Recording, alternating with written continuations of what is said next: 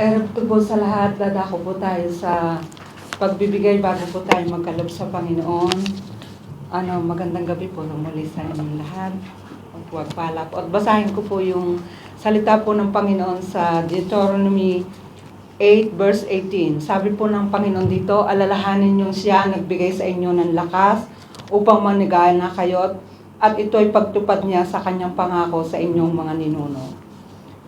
Ayun po yung pangako po ng Panginoon sa mga Israelite nung mga panahon po talaga na nagbigay po ng kautusan ang Panginoon. Sinabi po ng Panginoon talaga na sa kanya lahat nanggagaling ang lakas. Yung kung ano man pong meron sa buhay nila ay galing po talaga sa Panginoon. Tunay nga po na masarap pong alalahanin yung mga bagay na ginawa po ng Panginoon. Tunay nga po na tapat siya sa kanyang pangako na hindi po talaga siya nag-iwan o nagpabaya sa bawat isa po sa buhay nila. At sa mga oras na ito po ay nararanasan po natin ito. Kaya napakasarap alalahanin yung salita po niya na laging nagpapaalala sa atin. At sabi din po sa Mateo 6:33-34, ngunit pagsumikatan ninyo nang higit sa lahat ang pagharian kayo ng Diyos at mamuhay ng ayon sa kanyang kalooban at ipagkakaloob niya ang lahat ng kailangan ninyo. Sa 34, kaya nga huwag ninyong ikabahala ang para sa araw ng bukas, sa kanan ninyo harapin kapag ito'y dumating sapat ng bawat araw ang kanyang mga suliranin. Tunay nga po na ang Panginoon ay nagsabi po sa atin talaga na pagsikapan po talaga natin na higit sa lahat na pagharian po tayo ng Panginoon, mamuhay ng ayon sa kanyang kalooban sapagkat sa kanya po nanggagaling ang lahat kung ano man po yung hilingin natin ay ipagkakaloob po niya. Kaya pinapaalalahanan din po tayo ano man po yung sitwasyon at kalagayan natin.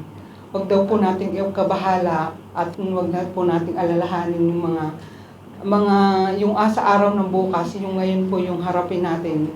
Dahil ito po yung dumating sa buhay natin na mga kinakaharap po natin. Tunay nga po na marami pong salamat sa Panginoon kasi siya po yung laging nagtuturo po sa atin kung paano po siya alalahanin sa mga bagay na kung ano man po meron. Kung ano man po yung nais niya ay pilitin po talaga natin ng higit sa lahat na pagsikapan po na unahin siya sa buhay natin dahil yun po yung pangako niya, ipagkakalob niya po ang lahat ng bagay at wala pong mahirap sa Panginoon, wala pong imposible dahil siya po ang may sabi ng salitang ito, nagmula po sa kanya.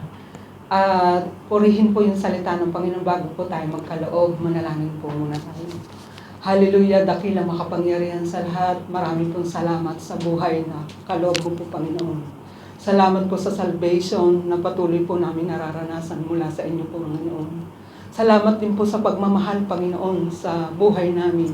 Higit po yung pag-iingat nyo, yung provision na nararanasan po namin sa inyo po, Panginoon. Tunay nga po, Panginoon, na tapat kayo kung kayo po yung uunahin sa aming buhay. Lahat po ng pangangailangan namin ay pagkakalob niyo po, Panginoon. Tulungan niyo po kami, Panginoon. Patuloy niyo po kaming turuan sa mga bagay na ito po, Panginoon. Dalangin din po namin, Ama, sa araw-araw naming buhay. Marami pong salamat sa sustenance po, Panginoon, na patuloy po namin nararanasan sa aming buhay. Na kaloob niyo po, Ama. Salamat po, Ama, sa patuloy na mga bagay na pinagkakatiwala ninyo po, Panginoon. Patuloy nyo nga po kaming turuan na makapagbigay sa inyo po, Panginoon. Alalahanin namin, Panginoon, na galing ito sa inyo. Kung ano man pong meron kami, yung lakas, yung talento po, Panginoon, na nanggaling sa inyo. Nawa po ay patuloy ka pong bigyan po namin po, Panginoon, dahil sa inyo po galing lahat ito po, Panginoon.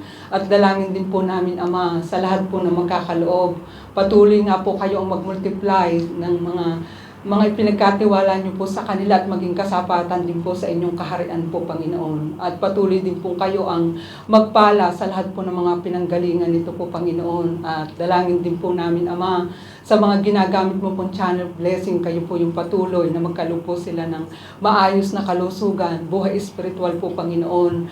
At tunay na magtiwala sa inyo at tunay na pagsumikatan kayo sa kanyang buhay po, Panginoon. Dahil yun yung pangako nyo, Ama, ipagkakalob nyo ang lahat ng bagay at hindi nyo po pagkukulangin po, Panginoon.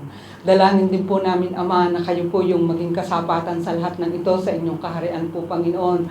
At patuloy na rin kayo po ang magbasbas ng banal niyo pong Espiritu sa lugar na ito po, Panginoon, na kayo po yung tunay na makita po, Panginoon, at ma-acknowledge po namin sa aming buhay na sa inyo nga po nanggagaling ang lakas kung ano ang pong meron kami sa aming buhay.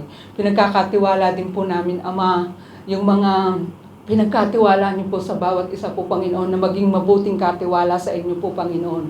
Higit po sa inyong kaharian po, Panginoon, at doon po sa mga pagpapala na pinagkaloob niyo po, Panginoon, magamit din po, Panginoon, na pag-abot sa mga nangangailangan ng tulong, sa mga tao po na hindi po maabot po, Panginoon, gamitin niyo rin po ito po, Panginoon. Salamat po, Ama, sa lahat po ng pagpapala na ipinagkakalob niyo sa bawat isa po, Panginoon. At higit po sa lahat, salamat din po, Ama, dahil kayo po ang naandyan, na patuloy po na nagmamahal sa amin, nag-iingat sa aming mga buhay, nagtuturo po, Panginoon, nagpapaunawa sa pamamagitan ng inyong mga salita. Nawa po ay maisabuhay po namin ito po, Panginoon, at tunay na maalaala, anuman po yung sitwasyon at kalagayan po namin sa aming buhay, ay tunay na madakila ka po, Panginoon, mapasalamatan, at tunay na maitaas sa gabing ito po, Panginoon. At ganun din po, Ama, patuloy ka pong kumilos ang banal po pong Espiritu sa patuloy po namin pagpupurit pasasalamat sa inyo. In Jesus' name, Amen.